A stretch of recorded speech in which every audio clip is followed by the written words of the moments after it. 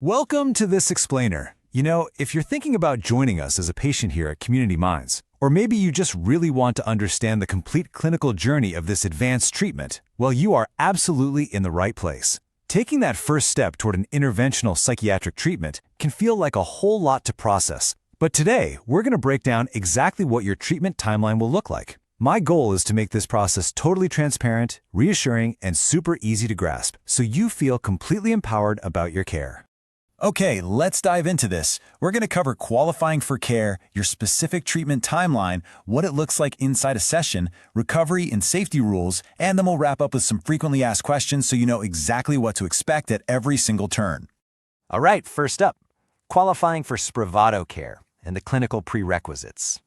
So, right off the bat, we need to understand that Spravato is not your typical first-line therapy. You know how standard oral antidepressants are just taken daily at home? Well, Spravato is a highly specialized nasal spray. It's cleared specifically for adults dealing with treatment-resistant depression. That means it's for folks who unfortunately just haven't found relief after trying multiple standard oral medications. And because it actually alters brain chemistry pretty rapidly, it requires a totally different approach to how you take it. And because of that, making absolutely sure this powerful treatment is safe for your specific biology is our #1 priority. Our initial intake screening is super comprehensive. We'll do a full psychiatric history, but also a physical health evaluation. Now, you might be wondering, why the physical check? Well, we have to screen for things like uncontrolled hypertension or aneurysms because Spravato can actually cause temporary blood pressure spikes while you're taking it. We have to know your cardiovascular baseline is safe. Oh, and you also have to commit to taking a daily oral antidepressant right alongside the nasal spray for the whole regimen. Okay, so once you're cleared, the next big question is scheduling. Let's look at your Spravato treatment timeline from a macro view. So how often do you actually need to take Spravato? And this brilliantly illustrates how the schedule evolves month by month. During weeks 1 to 4, you're in the induction phase, and that means clinic visits twice a week. Pretty frequent, right? But then, moving into weeks 5 through 8, that's early maintenance, it drops down to just once a week. And finally, from week 9 onward, you're in long-term maintenance. At that point, you're only coming in once a week or maybe even bi-weekly. So it really transitions from a highly frequent first month to a much more manageable long-term schedule. But let's talk about the why behind this schedule, because the medical reasoning is absolutely crucial here. During that intense induction phase, those twice-a-week visits in the first month, the primary goal is rapid mood stabilization. We keep the frequency high to build up vital momentum. It's actively modulating glutamate pathways, which is essentially helping to rewire critical connections in your brain and stabilize your central nervous system. Once we've built that solid foundation, we shift into the maintenance phase. And there, the whole goal is just about maintaining that therapeutic response and keeping those symptoms from coming back. So you get the timeline, but what actually happens on the days you show up? Let's step inside a treatment session and look at the daily workflow. Let's zoom in a bit here and see exactly what a single treatment day at Community Minds looks like.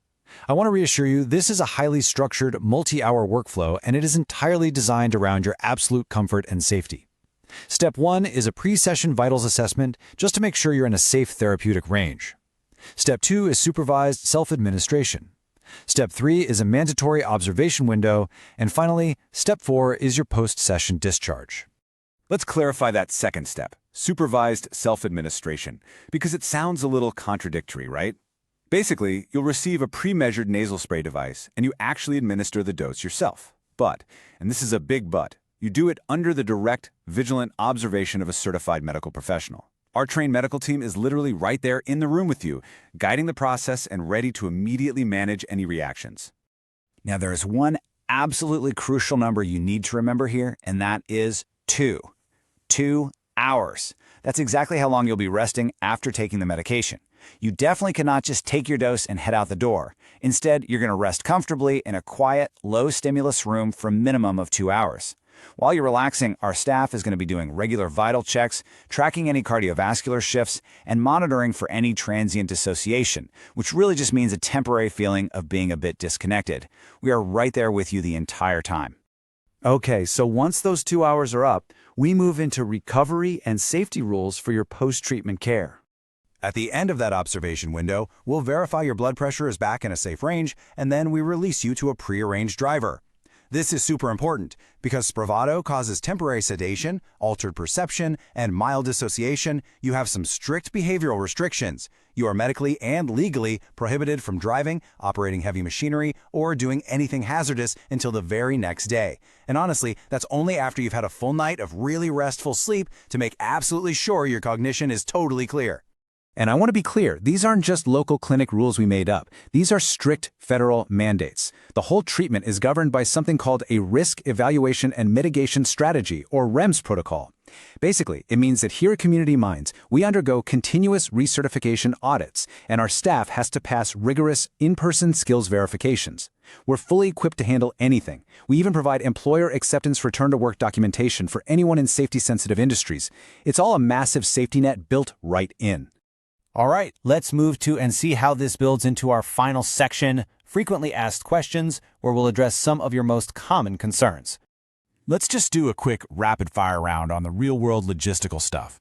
First up, what happens if I miss a scheduled clinical session? Because, life happens, things get busy, so what's the protocol? Well, the answer here is firm, but it's incredibly important. You have to contact us immediately. The timeline we set up isn't arbitrary. If you miss multiple appointments, especially during that critical first month, it can totally disrupt your stabilization process. Breaking that therapeutic momentum might actually force us to completely restart the induction schedule from scratch. We obviously really want to avoid that, so keeping an open line of communication with us is just absolutely essential. Okay, here's another incredibly common one we get from patients who are understandably hoping for a bit more convenience. Can I just take this medication at home if my schedule is super busy? And the answer to that is a definitive no. Federal safety regulations strictly prohibit at-home use. Remember those potential temporary blood pressure spikes and dissociative side effects we talked about?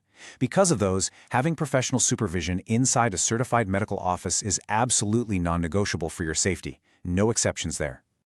And that brings us to our final big picture question.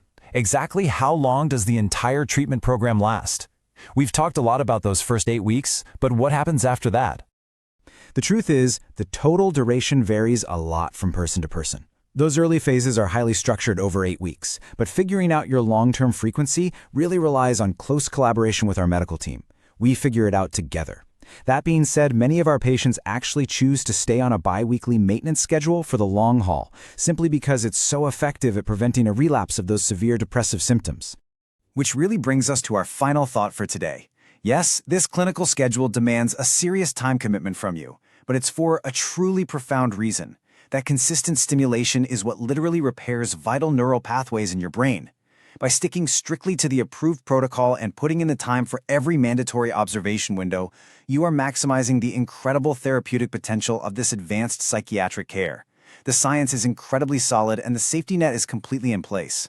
So, the only question left is, are you ready to take the next step and begin your journey with us at Community Minds?